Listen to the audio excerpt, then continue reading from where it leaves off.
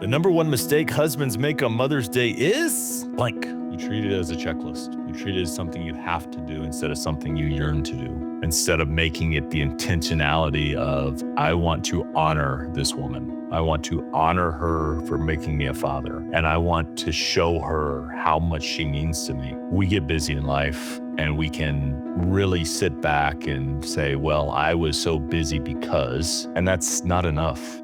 We need to, with intentionality, ensure that we're doing the things that honor our brides, honor our mothers on Mother's Day, to make sure that they see and feel how much we love them. There's no card that can truly capture your heart. Sure, they can get close, and card companies made millions of dollars, billions of dollars in doing that. They make it easy for us. But hard choice is easy life, easy choice is hard life. That applies here too. How can you, with focus on listening to your bride, understand what season she's in and how you can serve her, how you can honor her, and how you can convey to her what she means to you and the kids? And how can the kids be a part of that genuinely, even if they're 3 years old? What can they do to say, I love you, Mom, I hear you, and I appreciate you? Good luck, gentlemen. Go make it a fantastic Mother's Day. They made us dads. That's a blessing into itself. Good luck. The number one thing that I wish every dad knew about celebrating their wife on Mother's Day is blank.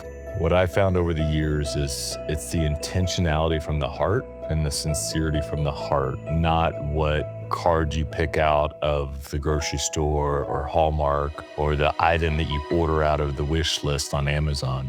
The intentionality of capturing the moments and understanding where she is that time.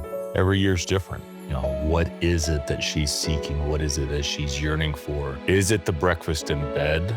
Is it a thoughtful note written by the kids? Is it time alone? And we've gone through different seasons and different journeys where sometimes it is just that 2 nights away. Sometimes it is being surrounded by family and having a day if she wants to go to the plant store and hang out and just do stuff around the house. The one thing that we've really tried to do, and I found the book that we used to write in for Mother's Day and birthdays and anniversaries and things. We started this book 11 years ago for my bride.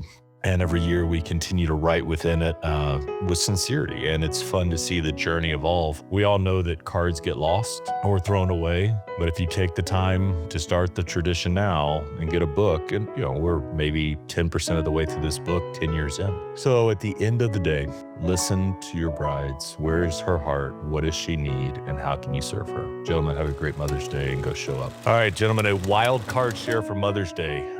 What would happen if you chose to get your bride's phone, upload your favorite pictures of her or her and the kids over the last year and deliver to her a photo book? One that allows you to relive the moments. We have all of our pictures on our digital devices. Great. What if we put it where we can go back to touch the pictures again? We haven't done this for Mother's Day, but over the last 5 years, our family has been very intentional about creating memory books about our favorite pictures for the years. And we continue to go back and look and relive those memories. And what has been phenomenal to watch is our intentionality to take more pictures each year. If you're watching this on video, the top to the bottom is starting March of 2020 all the way through March of 2025, 1 year at a time. And each year we captured more pictures, more memories that were special to us because we were intentional about taking the pictures because we knew that we'd be able to celebrate them again. They sit on our coffee tables, are phenomenal opportunities for us to talk through what's going on. So if you have the time, awesome. And guys, it doesn't have to just be for Mother's Day. It can be for a birthday. It can be a family tradition. But take that extra step,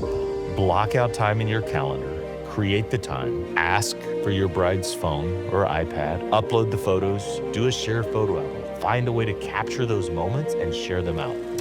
The secret to making your wife feel truly valued on Mother's Day is to make her feel like the most seen human on planet Earth all day long. There is no world where as a husband, you truly understand all of the stuff that your wife does for the family. And so you just have to make her feel like, listen, all of the things that I know you do, let me just tell you how much I appreciate those things. All of the things that I will never even exactly understand that you do, I know that's all happening, and thank you for that. And today I'm trying to acknowledge those things and also acknowledge how hard it is to see sometimes. So thank you for that. Get the kids to join in the party and just acknowledge and make her feel like all of the things that she does for the family, seen and unseen, are just incredibly valued, and we know and love her for that all day long. The number one thing you've learned about celebrating your wife on past Mother's Day is to skip the surprises, actually. I think a small surprise gift or something could be fine, but in terms of what we actually do on that day, how we spend that day,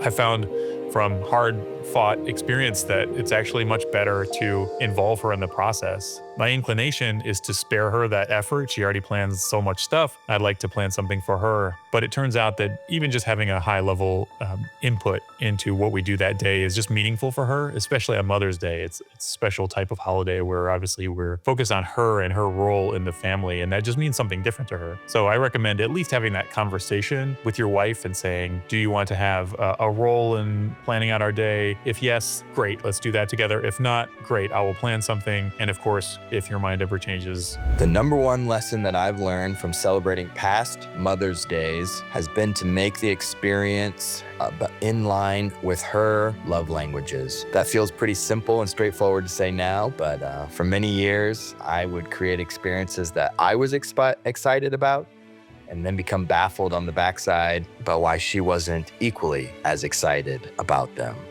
And then someone in the Front Row Dad community suggested taking the love languages quiz. We realized that we best receive love in different ways. So once I learned that her love languages of quality time and words of affirmation is how she best receives love, I was able to create experiences that celebrated her in those ways. And that was a really awesome breakthrough to have.